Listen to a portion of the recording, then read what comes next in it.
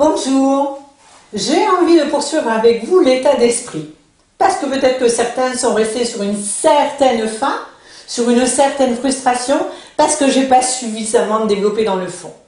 Comme je vous le disais, quel que soit notre cursus, quelle que soit notre provenance, quelle que soit notre origine ou nos origines, nous avons néanmoins un état d'esprit souvent inconnu, mais qui va gouverner complètement notre vie et nous permettre de sortir d'impasses ou nous enfoncer dans ces mêmes impasses.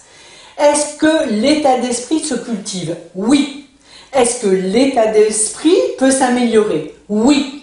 Est-ce que l'état d'esprit peut s'identifier? Oui. Avec des tas d'outils, mais ça on le verra plus tard. Néanmoins, ce qui est important pour vous de retenir, regardez, au lieu d'accuser l'environnement, au lieu d'accuser vos voisins, au lieu d'accuser uniquement vos salariés, d'accuser votre famille, d'accuser vos partenaires, d'accuser vos conjoints, d'accuser vos enfants, et si l'état d'esprit profond qui vous permettait de voir la vie que vous menez avec des lunettes qui vous rendent aveugle, et si cet état d'esprit, vous réduisez vos champs d'intervention, et si cet état d'esprit vous permettait de ne voir que des focus externes, alors que la majorité de nos problématiques peuvent être résolues par une façon de se représenter le monde. Qu'est-ce qu'on met derrière le mot état d'esprit?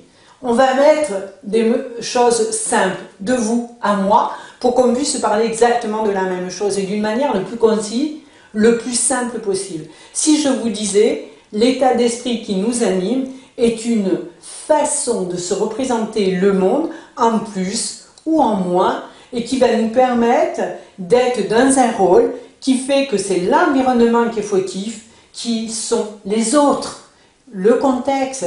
Là, c'est mon voisin, c'est mon patron, c'est mon ci, c'est mon là, c'est à cause d'eux, c'est à cause d'eux. Et si j'allais voir le focus interne et que je pouvais identifier en tant qu'observateur et observatrice mon propre mécanisme et que j'avais assez de hauteur en dehors des émotions pour m'apercevoir que je suis peut-être pas assez constructif.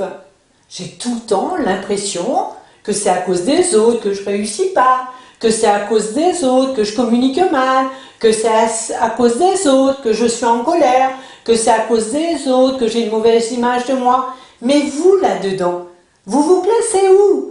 Elle est où votre co-responsabilité? Et elle est où votre culpabilité? La culpabilité qui vous initie, mais la culpabilité que vous voulez faire payer aux autres. Et si nous parlions la prochaine fois d'un concept de co-responsabilité qui peut fortifier votre état d'esprit pour vous sortir des impasses que vous traversez, que j'ai traversées et que nous allons être encore amenés à traverser. Peu importe qui vous êtes, peu importe qui nous sommes et peu importe là où nous voulons aller.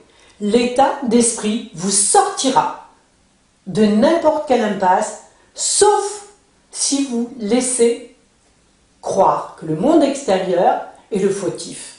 Regardons-nous un peu nous-mêmes et nous pourrons peut-être trouver des portes de sortie. À très vite!